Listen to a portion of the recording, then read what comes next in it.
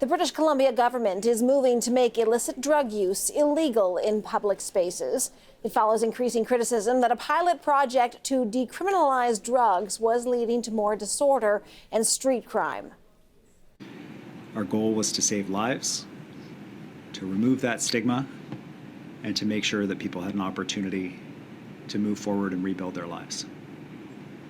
But that compassion, that concern for people who are struggling, does not mean that anything goes. Illicit drugs and hard drugs should not be used where kids are playing, where patients are recovering, where community life is lived.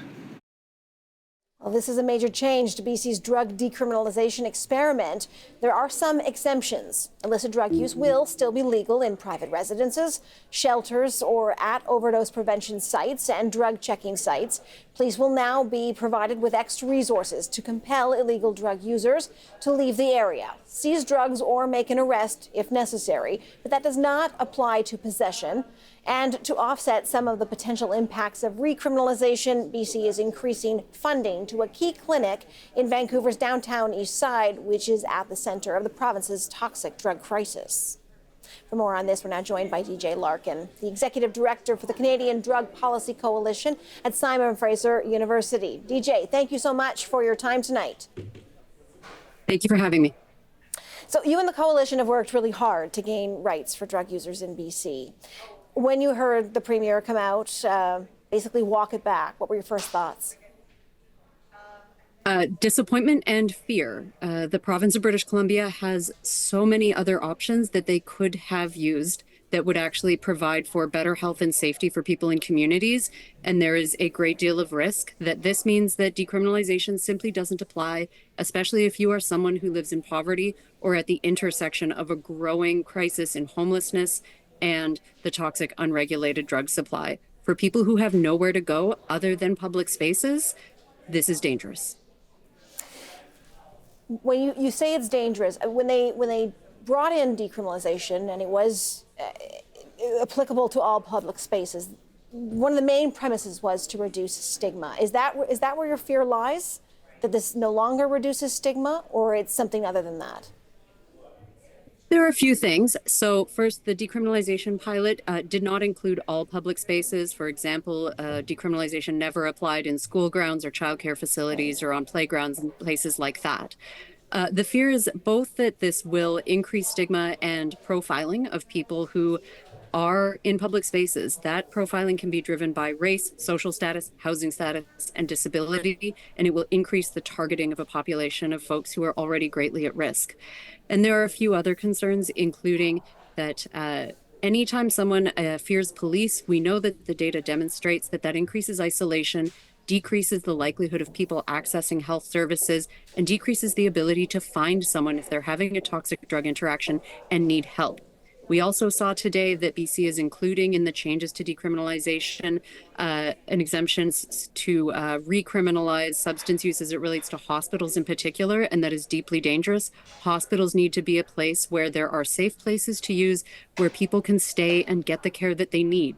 Part of the point of decriminalization is to make sure people can access the care that they need, and this is a step backwards. Police, when you talk about recriminalization, I just want to be clear, the police were pretty emphatic that they will be exercising discretion. There'll be tools that they will have to exercise discretion. This won't necessarily be leading to arrests. They will be, but they will have now authority to have people move on. No? Well, that is not what the act, so it depends, that is what they say, but that is not what it says. So there is authority to arrest, and a few things to think about in that. First of all, under decriminalization, police did have the authority to give people resource cards, refer them to resources, try to connect people to care, which is part of the point of decriminalization. We're not hearing anything from the BC government about that, and I would suggest that that is because police have found that to be an ineffective tool, specifically because those resources don't exist. So it means there is nowhere to send someone.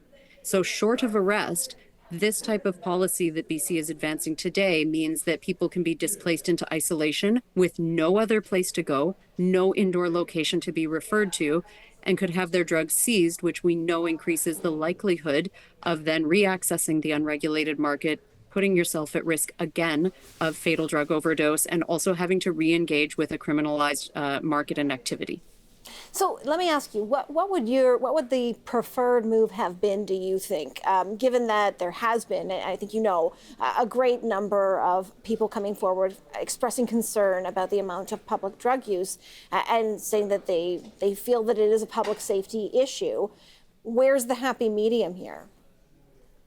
Certainly. And those concerns are so deeply held and need to be taken seriously. It's important to remember that public drug use isn't happening because of decriminalization. It's happened for years, decades, and it happens across the country. It's not because of decriminalization. It's because of things like homelessness. The happy medium is more along the lines of being able to enforce partial restrictions in public spaces in locations where there are indoor safer use sites, in locations where there are access to services, being really clear about those, and then moving towards more progressive policies that would work, including opening up more overdose prevention sites, investing in housing, and finding more pathways to allow people to exit the unregulated and toxic drug supply through programs for prescribed alternatives and other forms of care. You know, when they talk about decriminalization, it really was, we've used the term pillars out in British Columbia. It was one of many pillars that would be brought into play here to try and tackle the toxic drug situation. It's only really one part of it. There's, as you say, the treatment centers, safe supply. Should more be putting into the other parts of these pillars that need to be in place and less focus on decriminalization? Or do you really feel decriminalization is a huge part to play here? Decriminalization is one part of a multi-part system. It cannot get us out of this crisis alone. It's important, it needs to remain in place, but relying on decriminalization without moving towards solutions to the unregulated market, without way more investment in access to regulated, on-demand, voluntary treatment, without investing more in harm reduction, won't work. Decriminalization has to be coupled with other policy changes that have not been sufficiently scaled up. Yeah, and I just want to finally ask you, is that part of the problem that has been happening here, is that there hasn't been, because that's part of the criticism that I have heard, is that there's the decriminalization, but there's not the treatment centers to go to, that maybe perhaps more focus needed to go there than on decriminalization. Your thoughts? Certainly there needs to be more access to treatment on demand than people want it. But we also know that not every single person who is at risk will suddenly decide that it's time for treatment tomorrow. And even if they did, it wouldn't be available. We need more treatment on demand, more focus there. We need focus on housing and on harm reduction. There has been an order in place since 2016 in British Columbia to open overdose prevention sites in any location there is need, and it has never been enforced across the province. So there are things that could be done.